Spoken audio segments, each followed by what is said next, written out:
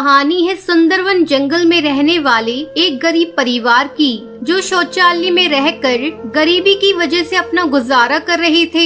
काफी देर से तेज बारिश हो रही है, अब मैं किस तरफ जाऊं? हमारा घर टूट गया है।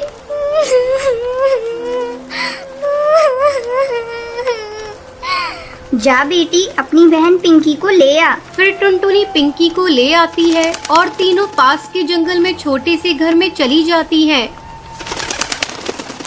अब काफी तेज बारिश की वजह से और कमरा छोटा होने की वजह से उस कमरे में पानी आने लगता है। तभी उस पानी में सांप आ जाता है और पिंकी डर जाती है। तभी टूनी चिड़िया और टुनटुनी चिड़िया जल्दी से उस सांप को बाहर भगा देते हैं। फिर टुनटुनी रोते हुए कहती है,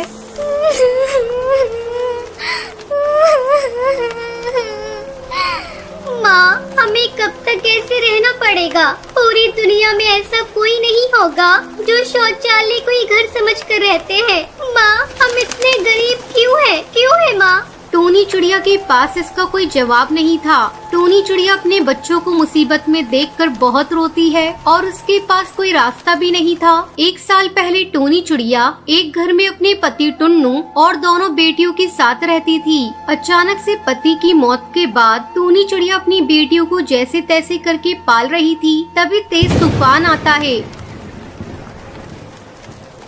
और उसमें उनका घोंसला टूट जाता है। टूनी चिड़िया साहूकार के दफ्तर जाती है। वहाँ पर बैठा मैनेजर कहता है, तो फिर आ गई, अब जाओ यहाँ से।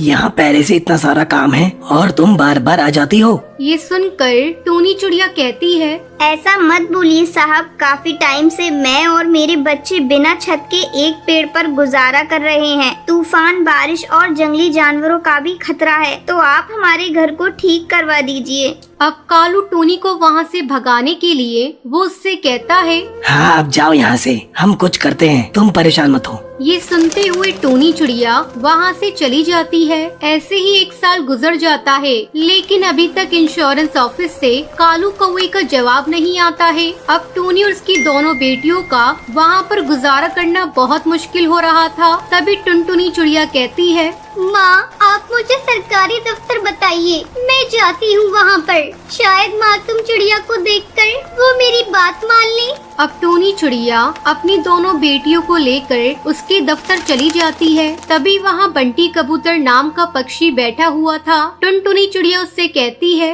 भाई साहब, हमारा घर पिछले साल तेज बारिश में टूट गया था और अब हम एक छोटे से शौचालय को घर बनाकर रह रहे हैं, तो आप कुछ करिए, हम गरीब की कोई नहीं सुन रहा है।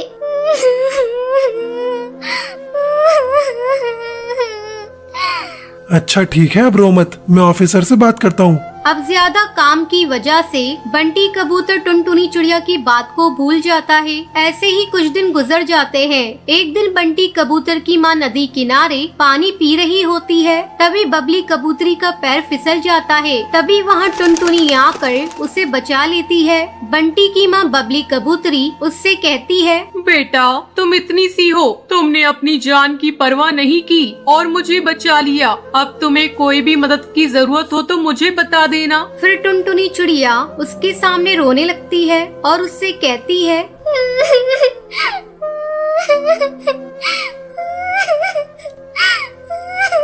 आंटी जी, हमारा घर नहीं है, वो टूट गया है। सरकारी दफ्तर वाले सुनते नहीं है। हम छोटे से शौचालय में रहकर अपना गुजारा कर रहे हैं और उसे ही अपना घर बना लिया है। अब बबली कबूतरी घर जाकर बंटी कबूतर को सारी बात बताती है। वहीं दूसरी तरफ टूनी चिड़िया और उसकी बेटियां गरीबी से परेशान होकर फांसी लगाने वाली होती हैं कि बंटी कबूतर वहां आ जाता है और उन्हें बचा लेता है। तभी जल्दी से बंटी उनके टूटे घर को सही करवा देता है। ये देखकर टूनी और उसकी बेटियां बहुत ही खुश होती हैं। आंटी जी, शुक्रिया आपका, जो आपने हमें बचा लिया। उसके बाद बबली कबूतरी टूनी चिड़िया और उसकी बेटियों को काम पर लगवा देती है। फिर वो सभी एक साथ बहुत खुश रहती हैं।